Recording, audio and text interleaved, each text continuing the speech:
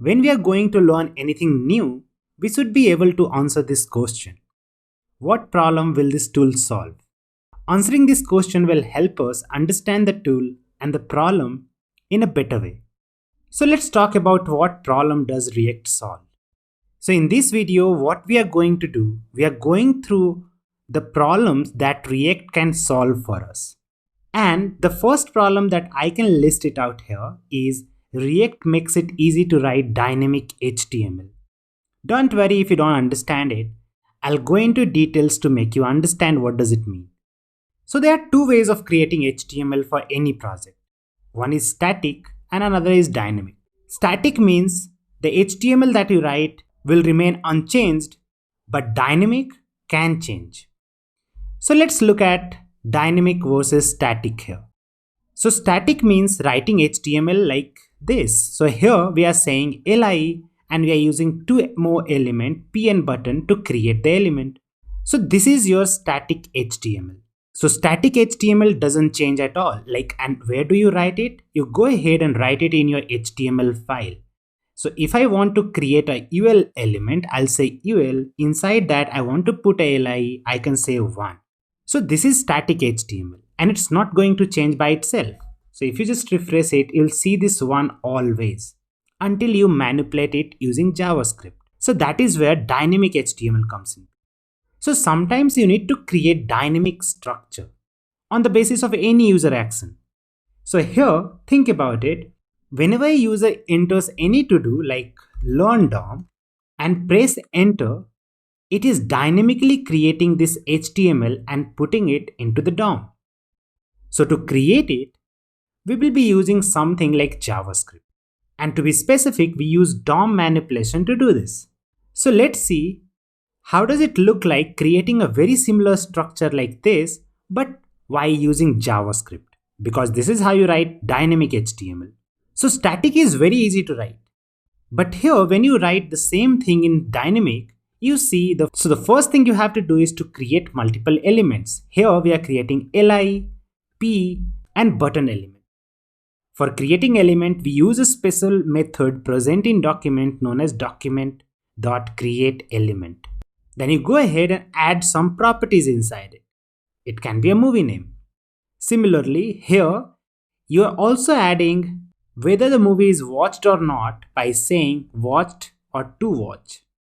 Then you add some properties like data ID and stuff. And you have seen this, right? Like you have seen this while creating a to-do list. So here for dynamic structure, I can show you the function create UI here. Everybody here has created it. That's why I took the project from JavaScript DOM. So here you can see you are doing so many things. And if you just have to write the same thing into a static form, that will be a lot more easier. Now we will try to compare them. So creating static structure with HTML is readable, right? Like say you can just look at this and you can see, okay, li is the children of ul, and that is very easy to read from here. It is easy to maintain and very declarative. Declarative means you care about what to do rather than how to do the stuff. So say I need a li inside my ul, you are like, okay, just make it a children. It is readable, it is easy to maintain and declarative. But is that the same case with dynamic structure? Let's try to see that. So creating dynamic structure using JavaScript is hard to read. What do I mean? Look at this. By looking at this code from here to here, can you at one glance be able to understand which one is the parent and which one is the children? So it is like really hard to read this structure. The next thing I can see is it has a lot of boilerplate code. What does it mean is you will have to do create element, create element, create element all the times, and that is adding a lot of boilerplate code. Similarly, it is hard to maintain also. Why it is hard to maintain is because if your app is growing up and you're adding some new things here, it is very fragile. It is very easy to break this code. Like you add some extra feature, you don't add it inside the append, it will not be visible. So you have to take care of a lot of stuff here. So that is what it means is like creating dynamic structure using JavaScript is hard to read, Lot of boilerplate code, hard to maintain, and what it means is it is very easy to break. So that is the problem with dynamic JavaScript. Obviously, you must be thinking we can fix this problem by using inner HTML. So what do I mean by saying you can just use inner HTML to change the structure? So here, instead of doing it this way, you can directly say something like ul.innerHTML should be equal to the HTML directly that you write in backticks. So you can just write something like li hello world, and we have done something like this when we were doing DOM, right? And but there is a problem with this approach, and that problem is when you do something like this, it is very easy to do cross-site scripting bugs. It is not very readable also. Like say here, you are writing it into a string, and then as soon as you start adding some new things, it will not be very readable, and it is not very secure also. So we don't want to go into this route, so we are just skipping this part.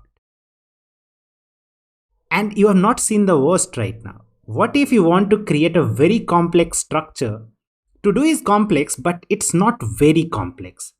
But what if you have to create a complex structure, something like table?